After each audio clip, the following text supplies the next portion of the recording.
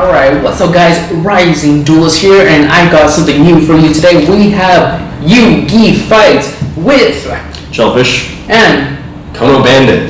Alright, Konobandit. now new name. I like it, Kono. for this game, we select one topic with many subtopics. Contestants will have 1 minute to debate their point of the topic of choice. After the time is up, the judge will award a point to the contestants with the best argument. Some ground rules: be respectful. Of course. Which is actually new in Yu-Gi-Oh! I want to point that out. People suck. So we're nice. Be nice, guys. And 2 points are awarded based on the argument, not my opinion. So my opinion is going to be out. I'm letting these guys control what I think. Alright, are you guys ready for Yu-Gi fights? I'm ready to go. Alright, now today's topic is Banlist. Konami just announced that we are not going to be getting a Banlist until August. Well, August is right around the corner. At least August. At least August. And knowing Konami, it probably will happen to an extent, but it could be just, hey, format change. Yeah. So I have no idea. So who knows? We'll see. Alright. Be just. Topic is Maxi. Go. Okay, I think Maxi should stay the same as it is right now. And the reason for that is there's still going to be a lot of special summoning happening. And I think that to get the game to go, I don't want the game to stop. I don't think it should slow down a little bit, but not like to the extent of like if the card was at 3. But if it's slowed down, then the game just gets less fun and you want to do your plays. And I think that's why I should stay at 1 because it's a good balance in my opinion. Okay. Am I allowed to go? Yeah. Alright. I think it should either go back to 3 or banned. Reason is, if we're worried about balancing, ban it. Because at 1, it doesn't do anything. But if you happen to go second, as a member player go second a lot, and you draw the Maxi, you have that upper edge immediately. Or you can go classic, you go first, they go, then you go third, and you draw Maxi, and they just spam the whole board. So I think 0 ban it, or go back to 3, which is actually useful. I just think that if you downright ban the card, there's going to be a lot of decks that just keep going off. And if you have have it at 1, it doesn't give you the chance to do that any turn you want, because if you have it at 3, you're more likely to draw it than at 1. But if you do get that lucky draw, it's kind of like if you were drawing like imagine getting like Ash Blossom every turn. You don't want that to happen. Like you don't want that, just stops all your plays, and that's what Maxi would do if you were drawing that immediately. But if you did, it would help you out if the game was going on a little longer. Final thoughts, man? I'm going to say that at 0, there's no threat anymore, but at 3, we can actually use it. And not a lot of people did main 3. So main 1, main 2. Alright. That's me. Fair enough. Based on the arguments here, it was kind of leading towards Banna when he said that we should have just had it, not at all, because drawing the late game is, pretty bad. That the 1 card is too sacky. Mm-hmm. But I really like what Roman said when he said that 1 card will save you. It's not sacky that you're gonna win, but it will save you from getting destroyed. Because of that, I'm gonna have to give Roman that point for this round. Alright, now, for the next subtopic here, you can only pick 1 card to ban in the deck Zodiac ban. I say ban Barrage. Reason is it's way too good. 1, it's special from the deck. It can pop itself. The only way that can make it better is if it popped your opponent's card. If it pop itself, special summon a rat, you go into it's a +1 XYZ, which they all are. But at least if you have like rat or something, it's a normal summon rat, or anything really. Barrage, activate, go, and then the next turn, you can attach it as XYZ material. I don't remember off the top of my head what it does when it gets attached, but that's just extra material to the card. So, ban Barrage. So honestly, I say that we need to get rid of Dryden. Dryden is just ridiculous. It stops all the plays of your opponent. Once that's on the board, you might as well just scoop, because once they get the Dryden, they're going to do everything else. They're going to get all the other cards out, and then you're like, oh, do I even get to play anymore? That's basically it. Dryden will stop anything you do, and it's ridiculous because they could just keep recycling Dryden over and over and over again. It's I hate that card the most out of that whole deck. I feel you, because we've been there. But I think if you ban Barrage, you hinder the chances, or slightly lower the chances of getting to Dryden. Mm-hmm. Okay, well, The reason why I think that Dryden would be better than Barrage is a trap for one. So oh shoot, it's a spell. I'm thinking of combo. Oh, I'm thinking of combo. Oh shoot. Okay, no. I still think Dryden's better because even with the Barrage, this is why I don't even know what it is because I never see it when I play a Zodiac player. Okay. I have never I'm not gonna lie. Every time I play someone at locals, they don't play that card. Okay. So I don't think it's as relevant in my opinion. My final thoughts is I'm repeating myself, but to get to the Trident, to hit that, hit Barrage. It also limits the other plays you can get into. It limits you from going into a Whiptail if you wanted to, or going into a Thoroughblade, or going into other cards that will get you quicker to the Broadboard, which I think it's a bigger issue than Trident, but I think Barrage should be banned.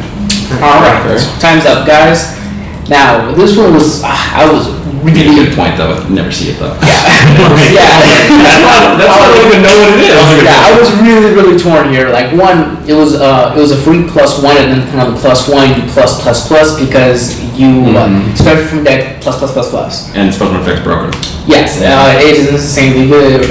You were saying that Trident is an interrupting play, and you can recycle it with deck so you keep seeing it. But then you lost when you said that you didn't know what it was. But then. But that argument, you never see it though. Yes, that's honestly never. That's a good argument. He got me with that one. I think I'm going to give him the point for the fact that when you're playing against a Zodiac player, you're going to see Trident, but you might not see Barrage. Next one that we have here is popular boss monster nowadays. We have Masterpiece. What do we do with this guy? I just want to really quickly say that I didn't know I loved his name because it didn't click with me right away. I'm like, Masterpiece. Oh, it's a masterpiece. You know, like Master of brilliant name. Yeah, it is a brilliant name. Start off, Roman. I think Masterpiece should be banned. The whole True Draco lineup is absolutely ridiculous. It's like Monarchs on steroids right now. And since Stormforce at 1, Monarchs are never going to be at the full power in TCG because OCG is a whole different question. But just being able to get with Masterpiece, being able to basically stop plays, just like Dryden, it stops your opponent's plays. And I want to play Yu-Gi-Oh! I don't want to be stopped. That's what I want. Alright, I like that argument. I would say different argument is just get rid of all the hand traps then. But I think Masterpiece, I hate this when Konami outright bans something. Even if it's a deck that's super overpowered, I hate when they do that, especially if it's an archetype.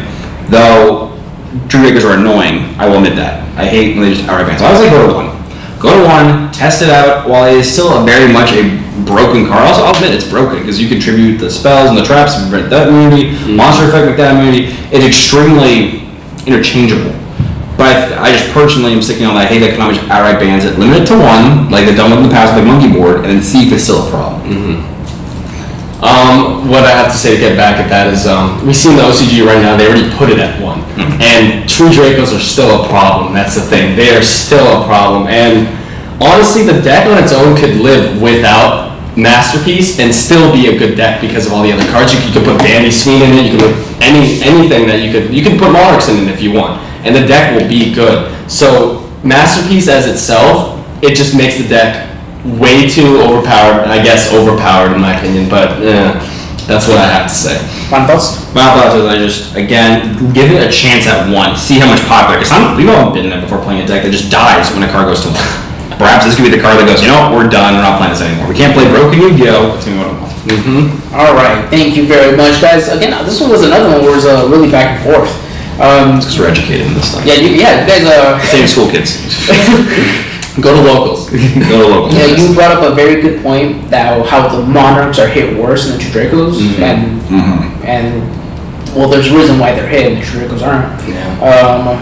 You gave it a very good point that we want to put it at 1 and see what happens and everything. You were telling me that you can still put other text into it and the deck can still be good. When you said that, that's when I made my decision. I'm going to give Ben the points because if the deck is still good, then the problem is not Masterpiece. All right, guys. With the Banlist around the corner and it happened in the OCG, people are wondering whether or not the problem is field spells or terraforming. Right now, what is the problem? The main problem is it diagram or terraforming? You want to start, Ben? I'll start with this one. I'm gonna say, I think terraforming is the big problem. The reason is because if I can't have my Upstart Goblin, I can't have terraforming. But it's a generic card that helps out. And back, I'm gonna say 2 years ago, field spells were iffy. You would have some good ones. Sylvan had a good field spell. They had a decent one for Harpies, but you didn't have OP field spells. You had those like, the attack of all warlock monsters is 500 more. Yeah. That was it. Now with I want to say since maybe even prior to ABCs, we've had ridiculously broken field spells or just extremely overpowered. Not broken, but just really powerful. So with running 3 terraforming, you have 6 copies of one card. So I just think that the bigger issue is limit terraforming, because then you're running 1 of, and you can still play your field spells, but it limits you a little bit. Runs 2 cards less to play with. Robin? Okay. I would say diagram is actually the real problem right now. Diagram can be teched into what is it called?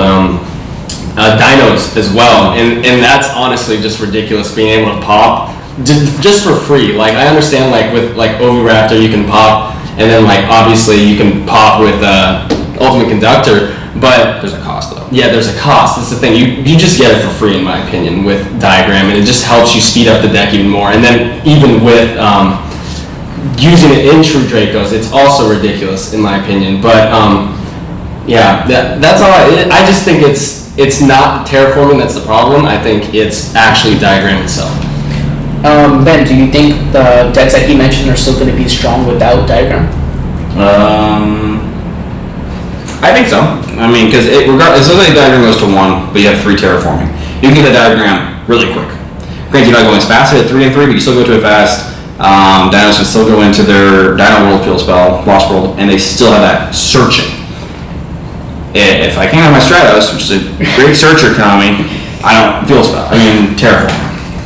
That's what Chillfish says. And I'm going to talk like that one guy who says I think putting terraforming, like putting it down to 1 or getting rid of it altogether, I think it will make a lot of other decks bad.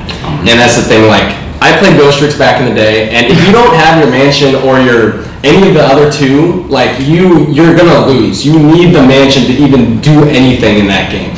And a lot of other decks, they need the field spell to get it out. And even if you're running all the field spell 3, you might not see it. And that's why I think that Terraform needs to stay at 3, not because like there's overpowered decks, but because there's decks that are underpowered without their field spells. Do you think Diagram is the best field spell we've ever seen? Yeah, I would say so. It's the best field spell. All right, thank you guys very much. All right, so based on what you guys were telling me, you guys both have some excellent points. The fact is that you do think that Diagram is the best one, and it's hard to argue with. I wouldn't disagree with you that's the best, honestly. I don't think it's not the best fields we are right now. Name one that's better. I don't know, I don't disagree with him. Oh, you agree with me? Okay. I don't disagree with you. Especially since I played against somebody who played that with dinosaurs like me, and you just fall off your baby, I'm done. No, I think it's one of the best ones you've got. But I just think Terraform is better. Or worse. Okay. Alright. I'm going to have to give this one to Ben for using the resources in the Banlist. For example, Upstart and Stratos, which do basically the same thing, and Terraforming does it even better. So I'm going to be on Ben with this one, especially since he also said the field spells have been getting power crept. So let's just get rid of the searcher for that. One here was a very controversial card way back when, and then it came back. Here we have Card of Demise. Roman, go ahead. I think Card of Demise should stay as it is. Like, honestly, I don't really see that many decks that are meta right now actually using Card of Demise as their engine for their deck. I feel like I play Phantasm Spirals, and I think that with keeping Card of Demise, having that in the deck, that just makes it so much better, because it's so hard to draw into cards in that deck. Like, you honestly have to get lucky if you're playing that, and that's the reason why I think a lot of decks actually need Card of Demise to get themselves going. Okay. I don't disagree with that, Konobandit. I do not disagree with that at all, but I do think that Demise does the opposite way with the terraforming argument to the other side. It does do a lot of creeping for powerful decks. One deck I think that could actually be really good if Demise is sub 3 and it's Pendulum, but clean. I think we can rock it at Demise if it's still at 3. I think Demise should go to 1 because the problem isn't that we're drawing the 3 cards and the discarding cost. The problem is that we're drawing into 6 floodgates or 5 floodgates, setting everything your turn, and then we're not answering Demise. We're answering the strike, the torrential tribute, the compulse, if they want to just leave as compulse, the mere forces, the storm force. We're answering the problem cards. We're not answering Demise. Okay. So I think it should go to 1. Okay. Just to get back on that, I think with drawing the cards, you are not assured to get cards that are actually going to be able to be used. That's the thing. You don't know what you're going to draw. It's not like you're able to search the deck, and it's not like you're using Power Desires and you're banishing 10 and then drawing 2. You do get the draws. You have to discard it. That's the thing. You have to discard it at the end of your turn. And if you say you draw 2 monsters that you can't even use that turn because you already used up your normal summon, you can't special summon that turn, those are just going straight in the graveyard. And if you don't have a deck that recycles the material that easily to get them back, then Card Demise just became negative for you. It did not become good, and I think that's the drawback to it, is that you're running a risky game using it. Alright, really quick, Roman pick one deck that is 10 times better because they have Card Demise that is not meta. It is not. I would say Phantasm Spirals. I'll go back to that. I think it's honestly it's really hard to draw for Phantasm Spirals. You can run the upstart. That's it. All right, and what is a good meta deck that currently runs Card Demise? I have seen somewhere. I thought actually when our locals last Friday, I saw Demise True King. I saw True Drago True King. I do think kind of in future warnings, because we are going, so I have a last argument for the future, a good deck that would easily benefit from Card Demise. It used to be meta, it could be meta again, doesn't need the extra deck, it'll make us all cry, Spellbooks. Spellbook Demise, they can activate everything, they only play like 5 monsters. I'm doing a little foresight here. So, and because it's been around for a while. Okay. My last I see. Alright. Now, based on the arguments here, you were making a very good point that if you activate Card Demise and you draw into the monsters and all of a sudden this Card Demise was horrible and you might seem because of it, you discarded the end phase, you made a very good point that if it is good and we do draw all into the floodgates, and let's say for example one of the decks that do main them like spellbooks, they might come back, no one knows, but you also made a good point with the Drago Turbo. The Demise I saw actually somebody doing that. Yeah, but I was scared too. I was like, I don't really want to play that guy. I was like, I'm scared. Gonna be having to go with Konobandit over here. Yes. Now, a good one, maybe a little controversial, maybe not, it's been around for a while.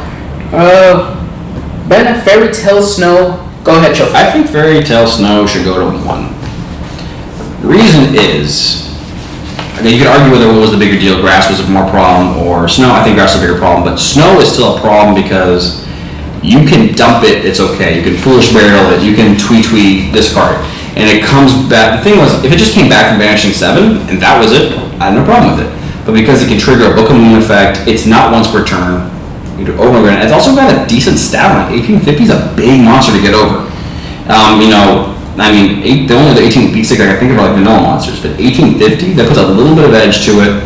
It is light, so it's an honest target. I think it's a fairy, but I have no idea.